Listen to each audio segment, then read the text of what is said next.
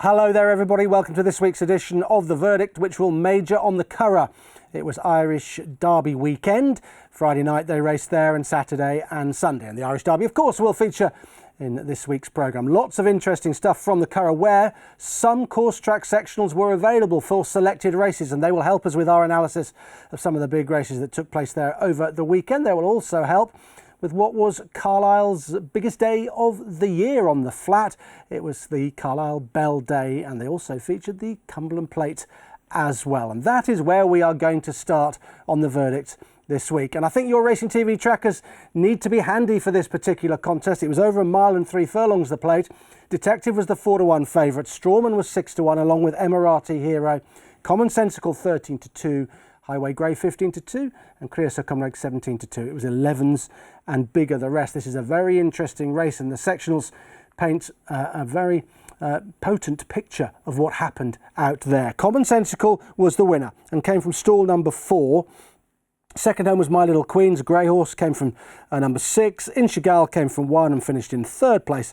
And fourth home was El Picador from 3. Wide draws not getting involved at all. It looked like you needed to be inside, even if they did come up the middle of the track in the home straight. Let's send them on their way. I think the first thing to say about this race, it was very strongly run, and the principals ignored the early pace, and effectively Commonsensical was making the running at an even gallop under Ben Curtis. I think he rode a really good race on Commonsensical. Was just a bit keen in the early part of the race. There he is, black cap, just tucked in there, got in behind horses, and then settled pretty well thereafter. The pace was set by Stoical, who came up right round the outside, was roared up round the outside, and that horse and Emirati Hero really took each other on and strung this field out in the early stages of the race. So, effectively, it is Commonsensical who's making the running here. Ignore the first 3, they're very well beaten in the end, and Commonsensical sits here under Ben Curtis, going a good even gallop, and we know that from the finishing speed percentage that this winner fired 100.89, suggesting that Ben Curtis has got it absolutely spot on where he sat in this race. What is he, 6, 7, 8, maybe more lengths off the lead, but he was happy to let them go and ride his own race and come home evenly. It was a very good effort from Ben Curtis. Meanwhile, in behind, there are some horses that have got absolutely no chance. For although the pace was overly strong up front, you didn't want to be too far back. Nothing made up a lot of ground in the closing stages. Let me highlight one horse here. That picture tells a tale. Highway Grey there in the yellow colours. Absolutely miles back. What, 15 lengths perhaps off the eventual winner, who sat in 4th place at this stage. And this is definitely a horse for your racing TV tracker. Makes up good headway in the home straight and comes home very strongly, running the final 3 furlongs according to Coursetrack sectionals quicker than the winner. But the winner was at a positional advantage, rode along now by Ben Curtis. You possibly think he was done for at this stage, but the pace is going to collapse in front of him. He's the first to surge for home, and he's got a few lengths over the other principals in the race. The runner-up is in here, My Little Queen's grey horse there in the orange colours, trying to get through. Here's Inshigal, who finishes in 3rd place as well. And they just can't get to Commonsensical, who's very game and very tough out in front and finds loads. Look at Highway Grey, yellow colours towards the outside, beginning to fire a fast final 3 furlongs, but way too far back. My Little Queen's as well. She's out now and running on strongly. And this horse, My Little Queen's, runs a faster final 3 furlongs than the winner as well. But the winner had an advantage, a big advantage, chasing a strong pace, not too close to that pace, and beautifully ridden by Ben Curtis. He really timed that to perfection. And this horse responded all the way up the home straight. There's a few going better than him. Here's another one for your notebook. We've got Highway Grey in there. Just watch this white cap here. Curragh goes well at this track. It's got form here and travelled very strongly through this race, but was probably, like a few of them, too far back, and also gets a little bit of trouble in running. Struggling for a bit of a gap there at this point, in behind the winner. Nowhere to go really. Nudged along, and now there's a bit of a gap for Curragh in those purple colours and the white cap, and runs on quite well in the closing stages. Equally, another horse that was held up, El Picador. So take your choice: El Picador, Curragh, Highway Grey, all for the Racing TV tracker, or just one that possibly takes your fancy. Credit to Ben Curtis, that was some ride.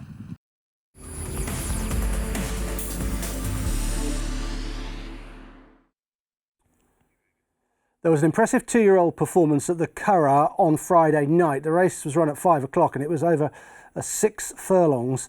And the winner of this was number 15, Slan Abhaile. Thanks to racecourse commentator Jerry Hannon for the pronunciation of this horse. Slan Abhaile on debut for Lyons and Colin Keane. Let's see how this race unfolded. I think this is a very good filly.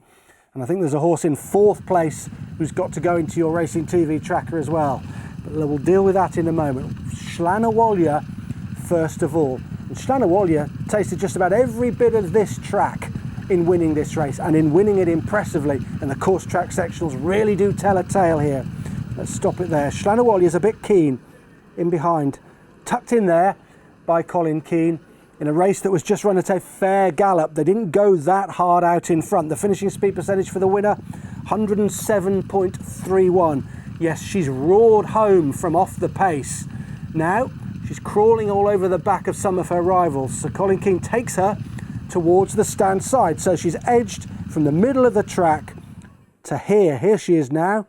She's edged right across. If I tell you she wins coming down here, you'll see that she has zigzagged her way up the Curragh, but she has quickened in tremendous fashion.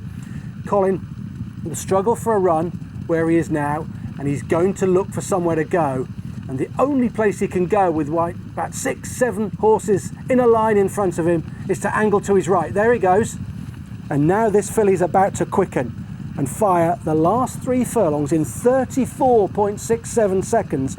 And her one individual furlong, the penultimate one, 11.06 for a filly on debut that's been all over the track and all over the place. But yet look at that turn of foot that she shows. To win going away from Victoria Road, Wave Machine was in 3rd, and Yosemite Valley was back in 4th place. And that is the one for your trackers. Obviously the winner's very good. It took an age to pull up as well. I'm sure she could be a listed filly at least. Given the trip that she got and given what happened to her, she must be pretty good. Here's the 4th horse, Yosemite Valley, trained by Donica O'Brien. No room, nowhere to go. This horse fired a pretty good last 3 furlongs, 35.39. Remember, the winner was 34.67. The winner much quicker, but Yosemite Valley got hampered and wasn't given a hard time in the closing stages, yet ran on pretty well for 4th place. Just have a look at this again. You see the winner now about to angle and quicken up, and Yosemite Valley's got nowhere to go at this point.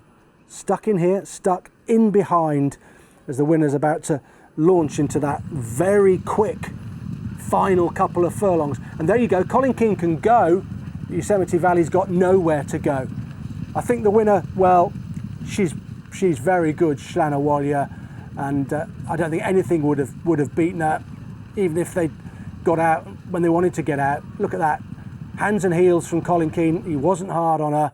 She is a really good filly. Now the overall time wasn't particularly good, courtesy of that quite steady early pace as highlighted by the finishing speed percentage, but boy did she come home quickly. And Yosemite Valley must go into your trackers. Finished 4th, and she'll probably win next time. It's time for the Dubai Duty Free Irish Derby now. Very interesting race to analyse. Westover was the 11-8 joint favourite with Tuesday. The Oaks and the Derby clashing. Hannibal Barca 12-1. French claims 16s from 20s. Lionel was 16s. 18s Piz Badil and 50s Boundless Ocean and Glory Days.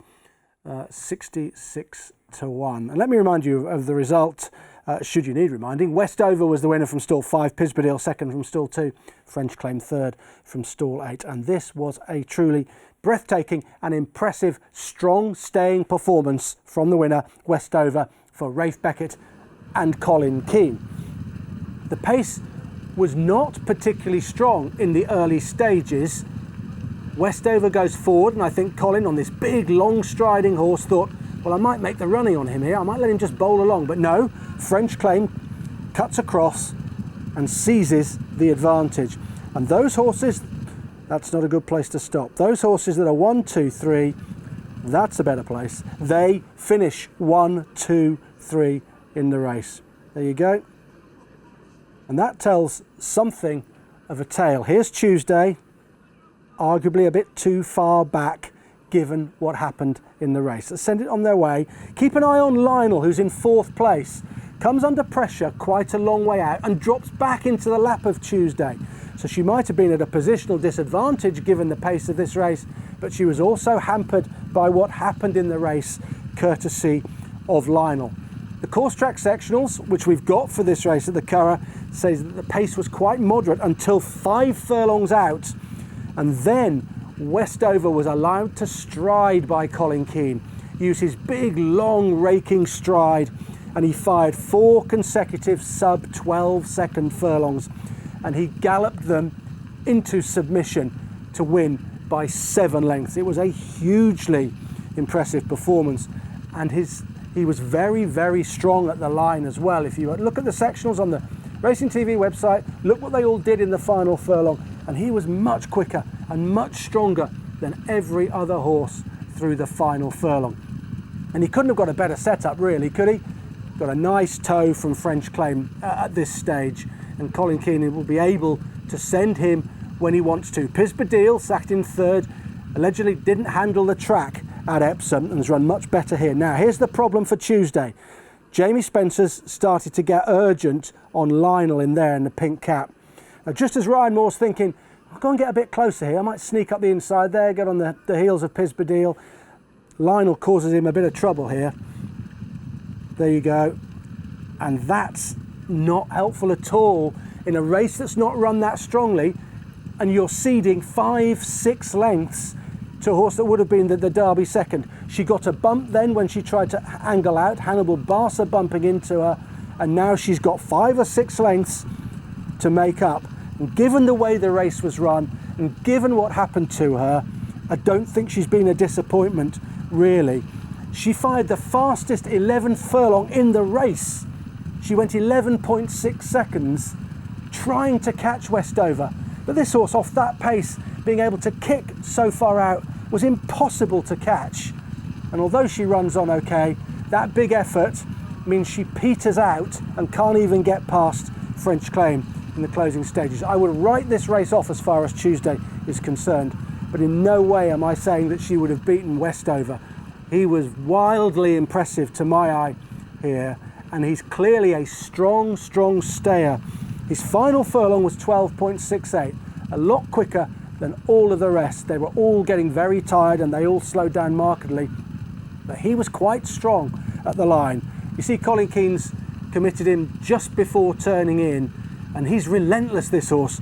He's a real relentless galloper, and I think the Arc might be the place for him. I think he'd be, with a bit of ease in the ground at Longchamp, which there's sure to be, you'd think, in October. I think sit handy in the Arc and kick turning in, oh God, he might be difficult to catch there. The Ledger is an obvious one for him, isn't it? He'd stay 1 3/4 all day, and that's an obvious go for him, but he might go King George and Arc. That's all in the melting pot for trainer Rafe Beckett. It was a very impressive performance, relentless from 4 furlongs out, and he fired those 4 sub-12 second furlongs that nothing could live with. Those further back couldn't close into what he was doing up front. He did have an advantage in terms of his position in the race, but he was much the best overall. But don't give up on Tuesday. And a final word belongs to Colin Keane and Rob Hornby. Colin Keane taking over from Rob, who rode the horse in the Epsom Derby, and Rob spoke to Colin on the morning of the race and advised him as to how he should ride this horse. and he was very classy in doing so. And so was Colin Keane, and his praise for Rob Hornby afterwards. All in all, tremendous stuff in the Dubai Duty Free Irish Derby. Now let's have a look at the Group 3 International Stakes. It took place at the Curragh on Saturday afternoon. A mile and a quarter was the trip, and Rumbles of Thunder for the Paddy Toomey team, just having a third start for that yard, was the 11-4 favourite. Visualisation, all the rage in the market, 7-2 from 6-1. Max Sweeney was 4-1. It was fives and bigger the rest. And if you told me that on Irish Derby Day you'd managed to back an Aidan O'Brien horse ridden by Ryan Moore that won at 20-1, having drifted from 11-1, I would not believe you. But that's exactly what happened here. Aikhal, hugely impressive in winning this Group 3. I don't know where this performance came from. I don't think anybody else does either, really, for he was a big drifter in the market, went off a huge price, but this was very impressive indeed. Just an average gallop out in front will pick him out in second place at this stage, under Ryan Moore.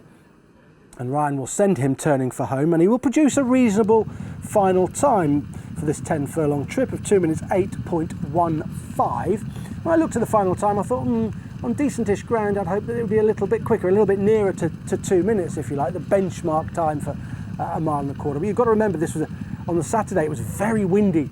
It was really quite gusty, and I think it did affect how races were run. I think you had to be quite prominent throughout the day. I don't think it was good to be too far back, as we saw with Westover, and Aikhal was in the right place here. But this is wildly impressive from this horse. He showed a sharp turn of foot, and Ryan couldn't pull him up after the line. He went to the St James's Palace Stakes at Royal Ascot. That's what they think of him. They think he's that kind of class, but he was last. He ran no sort of race whatsoever. He was really, really disappointing. He was quite highly tried last year as a 2-year-old, although he didn't race that much, but where they raced him makes you think that they do think he's quite good. And while he's repaid their faith there, he's obviously down in grade. It's a Group 3 contest, but it's quite a deep one, and he's cleared right away from this field in the closing stages. This was very impressive indeed. Visually really taking. As far as the sectionals were concerned, he quickened up in good style through the final 3 furlongs, going through in just over 35 seconds.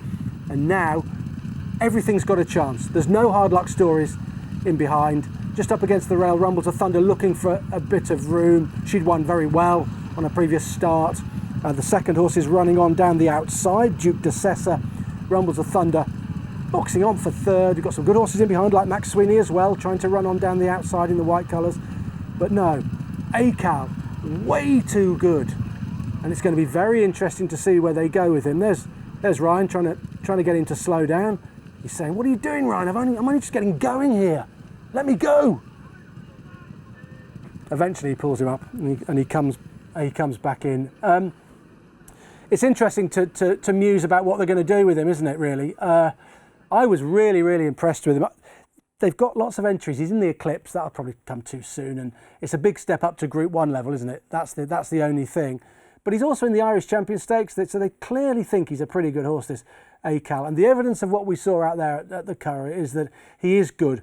The only slight worry I've got is that he was ridden very efficiently by Ryan Moore. Everything dropped right. You had to be handy because of the very strong wind, and everything went his way. But he did look really, really impressive. There he is coming back into the winner's enclosure. I think Ryan, tongue-in-cheek, might have been heard to say that perhaps we should have run this one in the Derby. I don't know whether they'll go Group 1 with him next, but he is back on track. There's no doubt about that. Remember the name, Aikhal. Let's turn our attentions to 2-year-olds in the Gain Railway Stakes, Group 2, 6 furlongs, Saturday afternoon. And Aidan O'Brien and Ryan Moore had the odds-on favourite, Blackbeard. He was the Coventry 4th, of course. Crispy Cat was 3-1. 5-1 Age of Kings. Shartash 9-1. Quite weak in the market for a Johnny Murder horse. Apache Outlaw 22-1 and Burletti 150-1. And it was Shartash who was to win this race, beating Blackbeard into second place and Apache Outlaw back in third place. Shartash from stall number 1, Blackbeard from stall number 6. We'll send them on their way. We've got the benefit of Coursetrack sectionals for this Gain Railway Stakes, and they tell us that what we had early on was quite a steadily run race. Ben Cohen on board Shartash is very happy to drop her in and take his time. She's a little bit keen, Here she is in there. It's only her third career start. She'd won on her second start. Form looking pretty good from the debut as well. And here's Ryan Moore on the runner-up. And effectively, Ryan's going to dictate this gallop out there. They didn't go very hard in the early stages, and it turns into something of a dash in the closing stages. And the winner quick and better than anything else. I think it'd be fair to say that it turned into a bit of a 2 furlong sprint, but the winner was good. Her sectionals are quite impressive in the closing stages, as was her tenacity and bravery to get through quite a narrow gap in the closing stages. You'd think at this stage the Coventry fourth, Blackbeard, is going to win. He's dictating, he's close to the rail, he's got the benefit of that, he's got Ryan Moore. But now it turns into a bit of a sprint, and Shartash quickens up very well at this point. The 5th furlong is where we are now, 10.61 seconds, and that's coming through this gap and a little bit hampered as well. And a quick final 3 furlongs overall from the winner, 34.10. That's very fast indeed. So this did turn into a sprint. It turned into a dash, and Shartash just prevailed.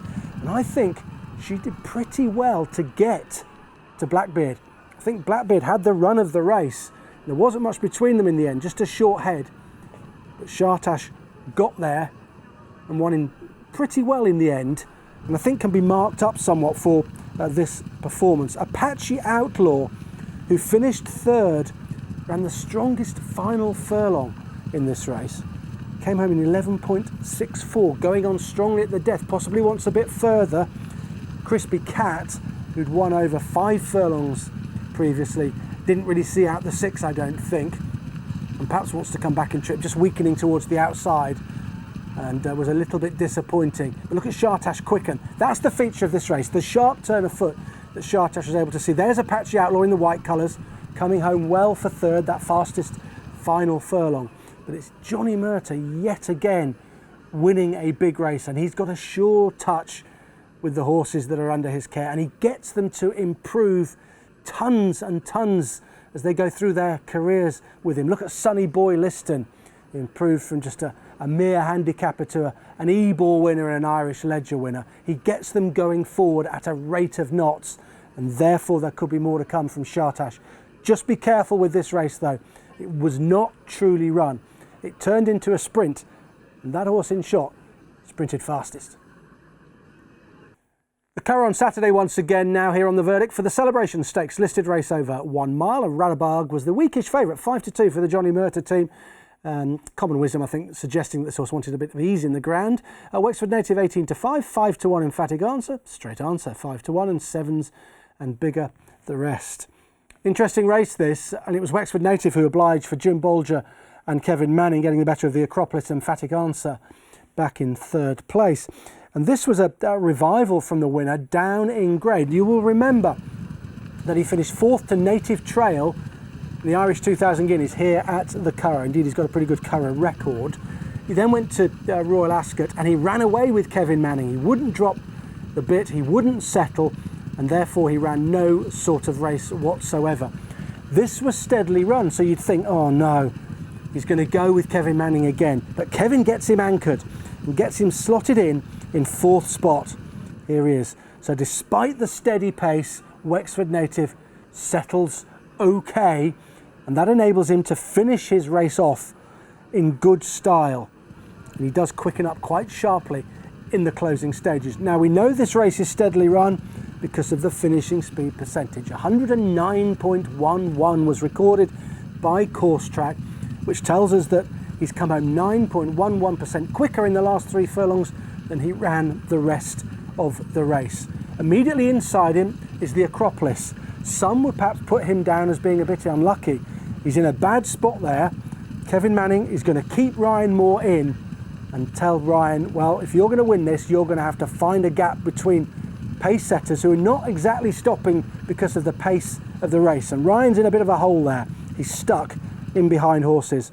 He'll get out, and he has every chance. In fact, he traded very short on the Betfair Exchange in running, but he couldn't quicken as well as Wexford native. The sprint starts about now, and Wexford native is very much under the pump, but he quickens really well. The 7th furlong, now from the 2 to the 1, 11.12 from Wexford native, whilst the Acropolis is looking for room there.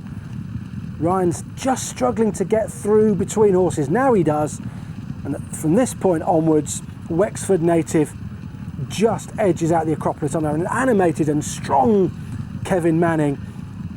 It was a fast finish to that race, and Wexford native was just good enough. I think that 7th furlong of 11.12, whilst Ryan was still looking for a gap, looking to gather momentum, that won Wexford native the race. Now, get your racing TV tracker out, because there's a horse in behind that sectionals highlight as being one definitely for next time, and it was the favourite. It's Radaborg. He finished in 4th place. Here he is, out wide. He's trained by Johnny Murtagh, and he was held up mid-div in a steadily run affair, but boy does he rattle home. He was fastest through the 7th furlong. I told you Wexford native went 11.12. This horse went 10.77 through the 7th furlong and was closing Wexford native and the Acropolis down as they hit the line. And I think that he's one definitely to be with, particularly with a little bit more ease in the ground. I think Radaborg is a horse to remain very positive about, and definitely stick him in your Racing TV tracker. As for Wexford native, well, Jim Bolger was interviewed on Racing TV after the race, and he was delighted with his performance, obviously, and he suggested that he might step the horse up in trip to 1.25 miles next time and just see how he gets on. It was a bit falsely run, this. It did turn into just a little bit of a dash. Ryan Moore perhaps a shade unlucky on the Acropolis, and that horse will win at this level. I think he's competed in a much higher level in the past, so I think he'll win at this level, the Acropolis. And Wexford native will be interesting up in trip, but he's got to settle. He's got to keep settling. Kevin Manning got him this time, and he settled and he finished off really well. So it'll just be interesting to see how he gets on over 10 furlongs. He'd want a decent gallop to go at. And Radaborg, there he is, wide the outside in the white cap, flashing home. He's definitely one for your Racing TV tracker. So that is it for the verdicts this week. Thanks very much indeed for your company. I hope you enjoyed all of the races that we picked out. There were plenty that we could have chosen, but we can only go with 6. And those are the 6 that I thought were worthy of analysis. Hope you enjoyed it. See you next week.